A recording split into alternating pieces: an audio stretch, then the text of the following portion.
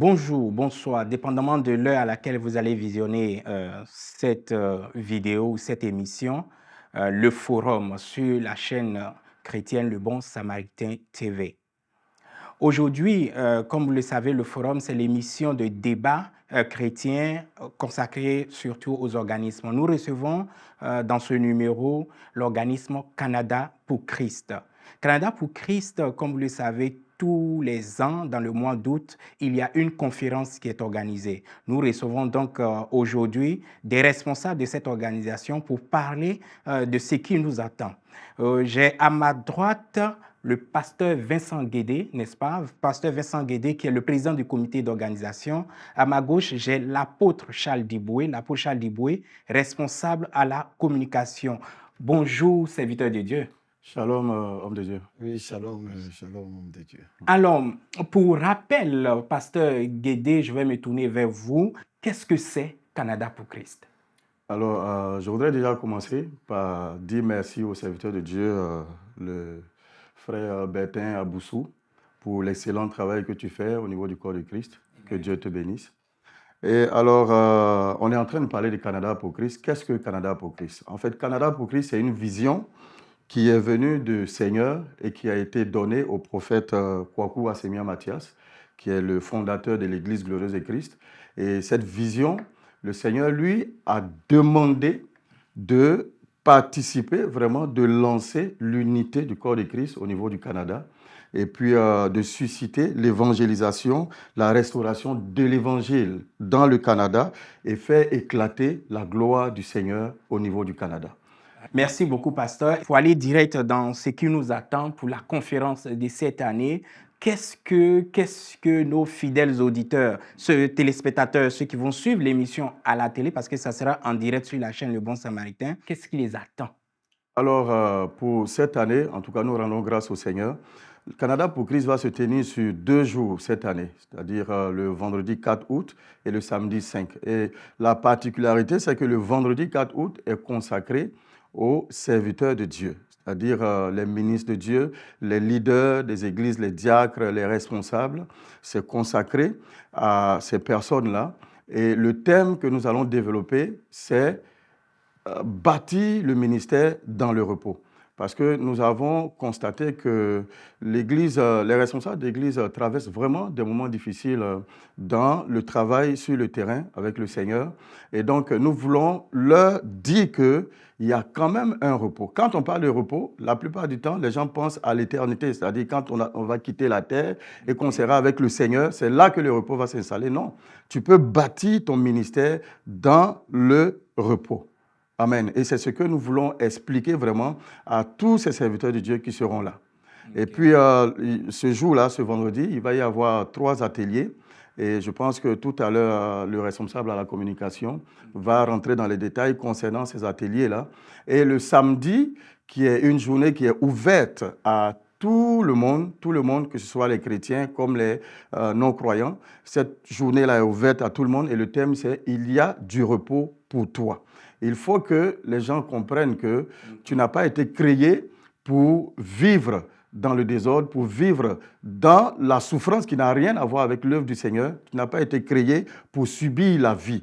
Il y a un repos que Dieu a préparé pour toi personnellement. Et c'est ces choses-là que nous voulons expliquer vraiment à toute la population du Canada ce samedi 5 août. D'accord. Je suis un peu curieux, juste avant même la conférence, je vais me tourner vers l'apôtre Charles Diboué. J'entends parler du repos. Apôtre, est-ce que je compare ce repos à la Genèse, parce que Dieu, après avoir tout créé, s'est reposé le 7e jour. Est-ce que c'est de ce repos-là que nous parlons? Oui, le repos, c'est l'œuvre du 7e jour. La Bible, dans Genèse chapitre 2, je pense au verset 1, qu'au 7e jour, Dieu acheva l'œuvre qu'il avait commencé de faire et il a béni le 7e jour et l'a sanctifié.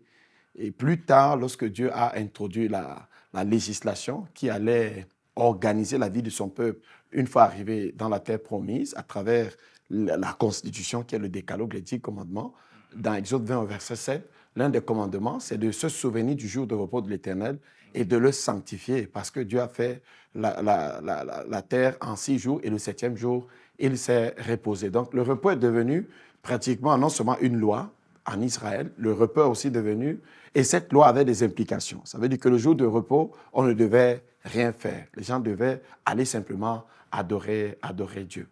Donc, et Dieu nous invite aussi à entrer dans son repos, exactement. Dans Matthieu 11, verset 28, le Seigneur Jésus dit, « Venez à moi, vous tous qui êtes fatigués et chargés, et je vous donnerai du repos. » Il dit, recevez, prenez mon joug et recevez mes instructions, car je suis doux et humble de cœur, et vous trouverez le repos pour vos âmes.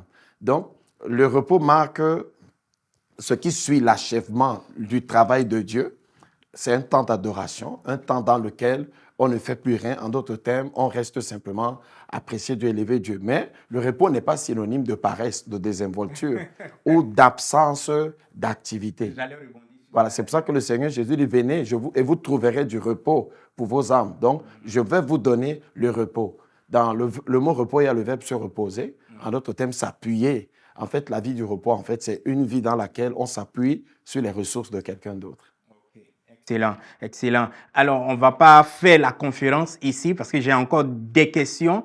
Peut-être toi qui me regardes, tu as aussi des questions. Donc, tu es invité donc, à venir à cette conférence. Pasteur, la conférence, elle va se tenir où, quand, à quelle heure? La conférence, comme je l'ai dit tout à l'heure, c'est le vendredi 4 août 2023 et le samedi 5 août 2023. Le lieu, c'est au 5680 rue Sherbrooke-Est à Montréal, H1N 1A1, ça c'est le code postal. Et donc, c'est au sein de l'église Glorieuse de Christ, 5680 rue Sherbrooke-Est à Montréal. Et donc, je pense que le vendredi, c'est de 18h jusqu'à 21h30 et le samedi de 14h à 20h. A dit le pasteur Vincent Guédé tantôt, le programme va se dérouler sur 2 jours, donc vendredi et samedi. Vendredi, un jour consacré donc aux serviteurs de Dieu, aux pasteurs, diacres, évangélistes et j'en passe. Et il a aussi dit tantôt qu'il va avoir des ateliers. Alors, on veut savoir un peu plus sur ces ateliers-là. Est-ce que c'est quelque chose qui est novateur ou bien ça se fait chaque fois à la conférence Canada pour Christ? Non, c'est la première initiative du genre en cette année. Okay. Donc, dans les années antérieures, le vendredi était consacré à l'exposé qui était fait par un homme de Dieu qui était sélectionné selon un certain nombre de critères, qui avait une certaine expérience et qui venait aider, n'est-ce pas, les jeunes serviteurs, les pasteurs, à non seulement à comprendre quelque chose relatif au thème et aussi à profiter de l'expérience de ce dernier. Donc, mais cette année, donc on a introduit les ateliers. Les ateliers auront pour but de fragmenter un peu la thématique en l'orientant vers des sous-thèmes qui sont un peu spécifiques. Vous savez, bon, parce que quand on parle du repos, c'est un thème qui est très générique. Moi qui suis, par exemple, un chrétien, j'ai besoin de savoir ce que c'est que le repos. Le repos, ça peut toucher ma vie dans le ministère. Comment faire le ministère dans le repos? Comment faire telle chose? Donc, et on a sélectionné 3 thèmes. Je ne sais pas si... Voilà, 3 thématiques principales. Donc, en quoi le message de la croix peut aider le serviteur de Dieu à entrer dans le repos de Dieu?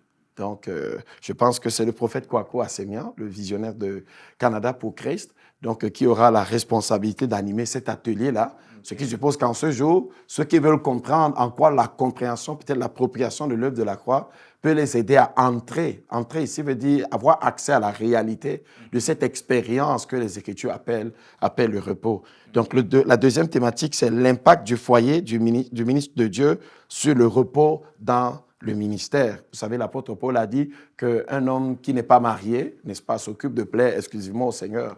Donc, il y a des tribulations qu'il n'a pas dans la chair. Mais quand tu es marié, tu dois plaire en même temps au Seigneur et en même temps à ta femme. Quel est l'équilibre entre les deux? Comment faire pour qu'en tant que pasteur, l'apôtre Paul dit dans le livre de 1 Timothée chapitre 3, que si quelqu'un ne peut pas diriger sa maison, comment peut-il prendre soin de l'Église de Dieu? Parfois, le pasteur est partagé entre tout, la maison, l'Église. Comment trouver un équilibre parfait qui fait pour que la maison et l'Église deviennent une seule entité dans laquelle les membres de la famille se retrouvent et aussi le ministère, pour que le ministère prospère. La troisième thématique, c'est comment porter la voix de l'Évangile dans un monde dépourvu de sens. En d'autres termes, aujourd'hui, l'Église existe dans un monde dans lequel il y a des défis, nous sommes peut-être dans notre petite maison, mais il y a des législations qui transcendent notre responsabilité personnelle. Donc, les lois qui sont fixées et toutes ces choses, certaines qui menacent parfois les atteintes à nos libertés ou alors à nos convictions ou alors à nos croyances en tant que chrétiens. Comment donc la sagesse de Dieu peut être disponible? En tout cas, c'est ma compréhension des différents sous-thèmes. Et là-bas, ce sera l'évangéliste Sylvie Cloutier qui aura la charge d'animer En tout cas, le troisième atelier, je crois que c'est quelque chose qui vient à point nommé, surtout dans ce Canada que nous vivons. Il y a beaucoup de lois qui empêchent la foi chrétienne, n'est-ce pas, de s'exercer, de s'exprimer. Donc, valeurs chrétiennes qui sont piétinées. Vous, chers téléspectateurs, vous qui suivez cette émission, nous allons vous inviter, chers hommes de Dieu, vous qui avez le fardeau, la mission de Dieu, et vous ne savez pas comment aller sur le terrain parce que les lois canadiennes vous bloquent. Voici une conférence, voici des ateliers. Nous ensemble et puis on va s'échanger les idées, trouver des stratégies et comment, n'est-ce pas, ensemble, par la grâce de Dieu, le Saint-Esprit va orienter les serviteurs de Dieu que vous êtes, que nous sommes, n'est-ce pas, pour mieux porter l'évangile de Christ. Alors ça, c'est la journée de vendredi. Qu'est-ce qui nous attend la journée de samedi? Avant de continuer, j'aimerais déjà préciser, parce que cet équivoque vaut la peine d'être levé. Donc, Canada pour Christ est une organisation interdénominationnelle. Okay. Ça veut dire que la plupart des pasteurs que vous allez voir sont des pasteurs qui dirigent des assemblées ou alors qui sont des pasteurs dans des assemblées. Donc, parce qu'on a cherché un local qu'on n'a pas pu avoir, c'est pour ça que cette année encore, voilà, on va utiliser les locaux de l'Église glorieuse de Christ. Je le dis parce que parfois dans l'Église, bon, il y a encore des personnes qui s'arrêtent sur ces considérations. Pourquoi ça se passe dans votre Église? D'abord, l'Église, ce n'est pas un bâtiment, mais pourquoi c'est dans les locaux de votre Église que ça se passe? Donc, je me dis que nous devons dépasser tout cela en tant que le peuple de Dieu nous réunit, n'est-ce pas, autour du Seigneur, dans sa présence, pour continuer à réfléchir. Je suppose que dans les années qui viennent, on aura des espaces qui sont encore plus neutres dans le sens du fait qu'ils ne sont pas des espaces qu'une organisation particulière a souvent l'habitude d'utiliser. Maintenant, pour revenir à ta question, le vendredi, je pense que c'est la plénière. Et le thème principal, c'est « Il y a du repos pour toi ». Donc là, ça concerne tout le monde. Et il y a beaucoup de personnes qui aimeraient faire l'expérience du repos parce que Jésus nous a appelés dans le repos. Il dit « Venez à moi, vous tous qui êtes fatigués et chargés ». Je tiens à vous dire qu'on peut avoir la possibilité d'avoir une chose sans faire l'expérience de la chose. Vous pouvez avoir un téléphone avec toutes sortes d'applications à l'intérieur, mais que vous ne connaissez pas du tout. Peut-être que l'application du repos, quelqu'un va la télécharger. En ce jour, il y en a qui sont chrétiens, mais qui sont par exemple malades, qui transportent des fardeaux, vous comprenez, n'est-ce pas? Il y a des gens qui sont chrétiens qui sont dans la dépression parce qu'ils n'arrivent pas à gérer l'équilibre sur le plan mental à cause des pressions de la vie. Il y en a qui ne savent pas se reposer sur Dieu. Il y en a qui ne savent pas se décharger de tout leur fardeau. Donc, on a un orateur qui est invité. Je pense que le pasteur en parlera. Donc, en ce jour, nous venons pour recevoir la parole, pour être dans cette atmosphère glorieuse-là, pour l'impact. Je suppose qu'il y aura forcément la manifestation de la présence de Dieu. Parce qu'en fait, quand on parle du repos, le repos, c'est le Saint-Esprit. Hein. Oui. Voilà. Donc, il ne peut pas avoir le repos quelque part, il n'y a pas le Saint-Esprit. Et le Saint-Esprit, c'est l'esprit de la réalité. Donc, c'est lui qui rend Dieu réel et tangible quelque part. Donc, voilà un peu une idée. Donc, le samedi, c'est la journée réservée à tout le monde. Que tu sois serviteur de Dieu ou que tu ne sois pas serviteur de Dieu, tu es invité. Le pasteur se fera fort de répéter l'adresse tantôt. Vous êtes invité donc à venir, n'est-ce pas, à cette conférence Canada pour Christ. Vous pouvez venir le vendredi.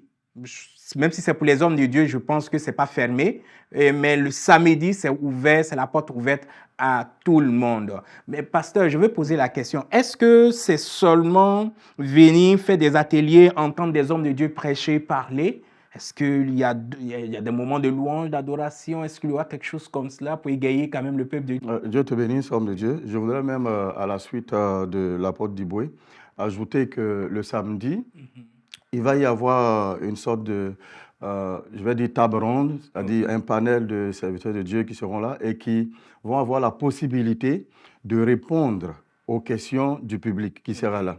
Donc, si vous avez des préoccupations, vous marchez avec le Seigneur, vous êtes dans l'église, mais vous n'avez pas de paix. Comme l'homme de Dieu l'a dit tout à l'heure, il y en a qui sont dans la dépression, il y a des maladies qui sont là, il y a des problèmes dans les foyers, des problèmes financiers et autres. Ben, écoutez, venez, vous avez des questions, venez les poser pour que vous sachiez à quoi est-ce que le Seigneur vous a appelé. Parce que n'oubliez pas que 2 Corinthiens 8, chapitre 8, verset 9, nous dit que vous connaissez la grâce du Seigneur Jésus-Christ qui de riche qu'il était, s'est fait pauvre pour nous, afin que par sa pauvreté, nous soyons enrichis. Aujourd'hui, quand on parle de finances dans les églises, les gens n'y croient pas. Les gens pensent que il est difficile à un riche d'entrer dans le royaume des cieux, donc on fuit la richesse, tout et tout. Et ça fait que les enfants de Dieu croulent sous le poids de la pauvreté et ils n'ont pas de repos. Ils ont même des problèmes pour payer leur loyer, etc. Donc, venez être enseignés. C'est-à-dire, tu peux entendre, comme l'homme de Dieu l'a dit tout à l'heure, tu peux entendre parler de quelque chose, mais tu n'as pas l'expérience de la chose. Viens, des serviteurs de Dieu seront là, autour de la table, tu pourras poser les questions que tu veux. Ce qui te dérange, ce qui t'empêche de vivre vraiment ta foi chrétienne dans le repos, t'épanouir dans le Seigneur. Pose tes questions et ils se feront fort de répondre. En tout cas, par la grâce de Dieu. Amen. Et donc, au-delà de ça, il va y avoir forcément des temps de louange, parce que la Bible déclare d'entrer dans les parvis de Dieu avec des cantiques. Voilà, donc des chantres seront là pour nous faire du bien. Je pense qu'à la prochaine émission, on pourra donner les noms. Okay. Voilà, on pourra donner les noms des chantres qui seront là. Et donc, il va y avoir des moments d'adoration, des moments de prière, il va y avoir même des temps de prière pour des cas spécifiques, et tout ça. Donc, venez. Vraiment, le plateau est vraiment prêt pour vous. Venez et le Seigneur va vous faire du bien. Alléluia. Merci. Il ne nous reste pas beaucoup de temps. Alors, je veux simplement vous donner l'occasion ici, pour ce qui n'a pas été dit, n'est-ce pas, vous donner l'occasion de rappeler, surtout rappeler le lieu, les dates, et puis apôtre, si tu as un message spécifiquement à passer. Donc, ce que je peux déjà dire, c'est qu'il y aura la possibilité de suivre le programme par Internet, à travers les pages Canada pour Christ, que ce soit sur YouTube ou sur Facebook pour l'instant. Donc, pour ceux qui sont peut-être hors du Canada, ceux qui sont hors du Québec, puisque la conférence se tient ici à Montréal, qui sont même dans le Québec, mais pas à Montréal, ils pourront suivre en ligne. Donc, il suffit de marquer les dates qui ont été données et les heures, n'est-ce pas? Et, en tout cas, je pense que le programme détaillé aussi de l'événement sera communiqué avant, de telle sorte qu'à partir de votre maison, vous avez un bon système, vous vous connectez et vous suivrez le programme aussi, n'est-ce pas? On verra. Nous aurons la possibilité de poser des questions. De poser des questions. Je pense que c'est toi le responsable technique. Et te connaissant, je sais que tu as la capacité de... Je ne pense même pas que ça demande la capacité. Hein. Tu peux rendre ça possible. Donc, 2 choses à préciser. Bon, la première, c'est que Canada pour Christ, cette année, a un orateur. Okay. Voilà, je pense que le pasteur Vincent va en parler dans un instant. Okay. Voilà, l'orateur principal. Donc, qui aura la charge d'enseigner les hommes de Dieu et aussi de diriger la séance plénière la journée de samedi. Je veux simplement dire ici que les conférences, ça se fait déjà dans les églises. Les programmes comme ceux-là se font. Je suis convaincu que si vous allez sur Internet maintenant, vous allez trouver une église qui est en train d'organiser un programme dans lequel il y aura le séminaire, où on va prier pour les gens, où il y aura toutes ces choses. Mais vous savez, dans Matthieu chapitre 12, verset 25, le Seigneur Jésus a dit quelque chose. Il dit, tout royaume qui est divisé ne peut pas subsister. Voilà, donc, l'Amérique, l'Occident ou l'Amérique du Nord, c'est vrai, le Canada, c'est un pays, mais à l'intérieur du pays, il y a ce qu'on appelle des communautés. Les chrétiens forment une communauté. Donc, en d'autres termes, des gens qui ont en partage quelque chose en commun, c'est-à-dire, par exemple, la foi chrétienne, la façon de voir Dieu, la façon de voir l'humanité, la façon de voir le mariage, la façon de voir un certain nombre de choses. Et quand nous ne nous mettons pas ensemble, pour pouvoir faire valoir, n'est-ce pas, notre façon de voir, comme nous sommes dans les sociétés démocratiques, où c'est l'opinion de la majorité qui prime, vous pouvez être une majorité dispersée, mais la petite majorité, supposons que nous sommes 1 million de chrétiens, et il y a seulement, disons, 50 000 personnes qui ont une autre façon de voir la vie dans un domaine bien précis, mais qui sont ensemble. Et les 1 million de chrétiens sont désintéressés, apathiques. Et dès qu'on va vouloir voter le type de valeurs qui doivent être dans la société, c'est ces personnes qui vont être présentes. Et c'est le système de valeurs qui sera adopté. Oui. Voilà. Bientôt, vous savez qu'il y a des lois qui sont en train de passer. Il y a des gens qui disent qu'on ne doit plus les appeler ni il, ni elle, ils ne sont ni les hommes, ni les femmes, ni rien. Oui. Qu'est-ce que nous, en tant que chrétiens, on pense de ça?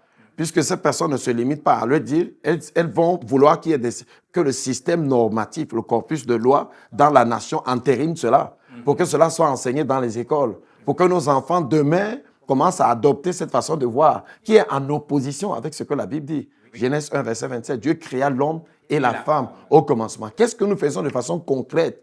Donc, Canada pour Christ, c'est ça. Les autres sont militants. C'est-à-dire que les gens ne s'intéressent pas juste de dire, considérer que je ne suis ni homme ni femme, je ne suis même rien, je suis juste un être.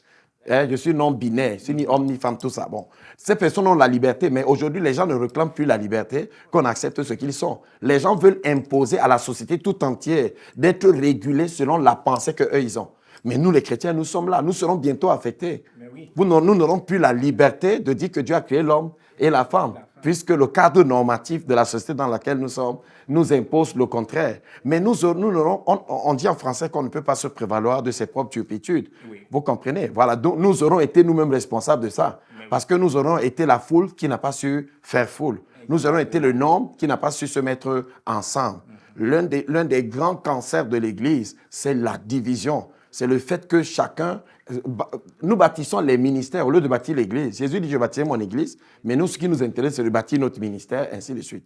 Donc, le temps est venu pour que, quelque part, même quand il y a le péril général, quand souvent ce qui unit, souvent les communautés, c'est quoi? C'est un péril général. Les Juifs ont senti le besoin d'avoir un territoire après l'Holocauste d'Hitler. Ils ont senti qu'il nous faut notre pays, parce qu'on nous chasse partout, nous sommes persécutés. À cause de la douleur, mettons-nous ensemble pour défendre notre façon de voir la vie, notre façon de vivre. Donc, ça arrive à un moment donné où nous devons nous mettre ensemble. Déjà pour cela. Deuxièmement, aussi pour être forts ensemble. Parce que souvent, il y a des églises, moi j'ai vu des églises qui sont en train de prier. Dieu visite-nous par la puissance du Saint-Esprit. Pourtant, il y a un homme de Dieu. Quand il vient dans votre église, le Saint-Esprit est déjà venu. Mais oui. Vous comprenez? Et vous êtes en train de jeûner, vous dérangez Dieu. Dieu dit au ciel, j'ai envoyé mon serviteur là-bas, allez le voir. Mais comme vous n'allez jamais le voir, vous restez dans votre petit coin, vous faites vos grèves de faim, vous jeûnez, vous maigrissez et tout, et rien ne se passe. Et vous êtes là, vous pleurez. Le corps de Christ est nanti de toutes ces grâces, de tous ces dons, de toutes ces richesses-là. Si nous étions ensemble, c'est une chose que je veux. Le frère Bertin qui est ici, c'est un ingénieur. Je l'appelle l'ingénieur. C'est comme ça que je l'appelle. Vous comprenez? Il est là sans le flatter, l'ingénieur. Ça veut dire que tout ce qui concerne le multimédia, si je sais qu'il y a Bertin à côté de moi, je peux me reposer toutes les questions que j'ai à lui poser. Pourtant, si je ne m'appuie pas sur lui, je vais encore aller sur YouTube, commencer à poser les questions. Et c'est comme ça que nous faisons dans l'Église. Donc, si nous sommes ensemble, nous allons faire de grandes choses. Et si nous devons ramener Jésus dans la société, ici au Canada, nous devons nous mettre ensemble. La Bible déclare qu'un chasse 1000 et deux chasse 10 000. Merci. Merci beaucoup, apôtre. C'est très, très, très édifiant. J'ai laissé l'apôtre continuer. On a débordé. Je l'ai laissé continuer parce que c'était très, très édifiant ce qu'il disait. Alors, l'unité dans le corps de Christ, c'est vraiment la chose idéale, n'est-ce pas, pour pouvoir élever le drapeau de Christ dans ce Canada. Alors, pasteur Guédé, je vous donne le mot de fin. Okay. Donc, merci encore, serviteur de Dieu. Merci à l'apôtre. Et je voudrais insister un peu sur ce que l'apôtre vient de dire. Et je voudrais déjà commencer par dire merci à tous les hommes de Dieu, les servants de Dieu qui sont déjà dans Canada pour Christ. Voilà, ceux qui ont leur communauté, mais qui ont préféré quand même s'ajouter à Canada pour Christ pour que nous puissions ensemble engager ce processus de l'unité du corps de Christ ici au Canada.